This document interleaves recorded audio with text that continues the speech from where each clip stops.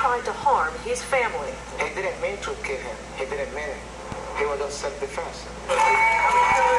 Crowds celebrated outside Bronx Criminal Court Tuesday after Diallo was released without bail. Everybody's excited that he's out. But I think nobody would like to be in this kind of situation. Prosecutors reduced the manslaughter charge against Diallo to assault and criminal possession of a weapon.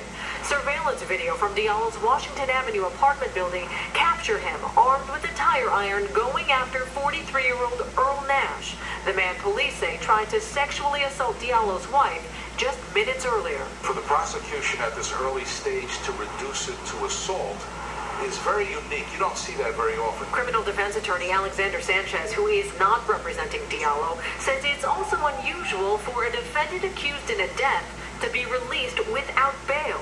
So that tells me the court, that tells me the prosecution, and it tells me the police are favoring Mr. Diallo at the present time. Since his release, Diallo and his wife Nena Ghali have been staying with family friend Ibrahima Jallo. Jallo says the Diallos have been overwhelmed with community support.